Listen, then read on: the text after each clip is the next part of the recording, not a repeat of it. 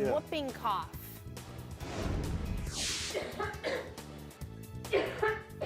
It is now recommended that all pregnant women get the whooping cough vaccination during their third trimester. Have you already done that? Mm-hmm. I did last time around. It's good for 10 years. A doctor will be here in the studio to tell us why it's so important and who else should also get it. Tony McEwing. Okay, so it's now recommended that all pregnant women get the whooping cough vaccination during their third trimester. But what about your friends and family members? Should they also get the vaccine? Well, joining us now to discuss the best way to protect infants is Dr. Suman Radhakrishna. And good morning to you, and thank you for joining us this morning. Really appreciate it. Thank you, and thank you for having me here. And I love talking about prevention. Okay, good. That's what we want to talk about. Let's talk about the whooping cough, how it's spread, the basics.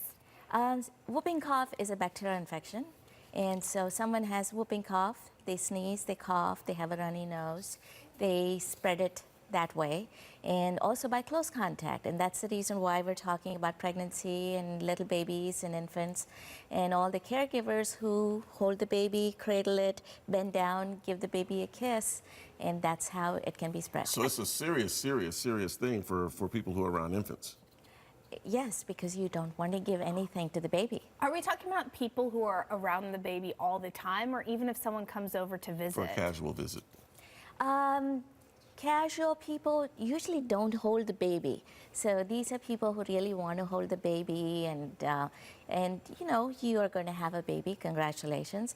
And when you do, you're going to need to want to go out somewhere. You're going to have grandparents who are going to care. People around. Yes, those people would need to be. So if I were to visit her, and I'm not holding the baby, do I need to get the vaccine? Why don't you want to hold my baby? That's what you're going to make out of this? It's natural to want to hold the baby, and I'm sure because you work with her, she's going to rope you in for those night outs when you are going to be the caregiver. So I need to get the vaccine if I want to go over there. Well, yes, you should. What happens though when people have these symptoms? How serious can they get? Well, you know, there is the baby and there is us. If we get whooping cough, there are 3 stages to it. The first stage, we have a runny nose, and we have sore throat, and there is a little bit of fever. It lasts for about 2 weeks, followed by cough that can last up to 8 weeks, usually about 2 to 4 weeks. And then there is that lingering cough, which is going away but not gone away, and that can last for months. So we should be okay. But remember, the baby has no immunity and no memory. Right. And when they get it, the nostrils are so tiny, they stop eating, they start vomiting, and they don't grow. And little babies can have seizures. And there's also death in these little infants before the vaccine is given and the vaccine takes effect, and then they have some level of protection. Oh, are there any complications associated with the whooping cough for someone who's hesitant in getting it? Does it make them get sick? Do they have just any kind of side effect? If they have allergies, does it make it worse? You know, any vaccine is a shot, and a shot is always, people are just allergic to the thought of getting a shot.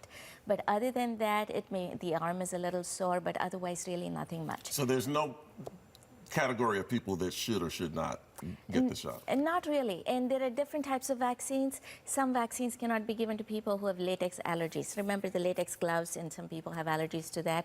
And you can have a vaccine that it doesn't have latex in it, and so you should be okay. And the worst it will do is it hurts a little bit more. And then they have looked at studies where people have forgotten when they got it. Yes. And they usually recommend once every 10 years.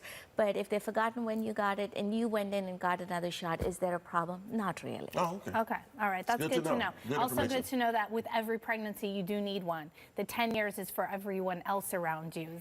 Yes. Yeah, they're covered for 10 years, but with every pregnancy you need one.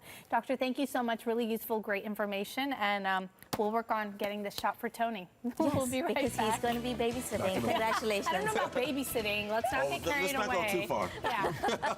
He's just allowed to go through the front door. Thank you so much. Thank you. Appreciate it.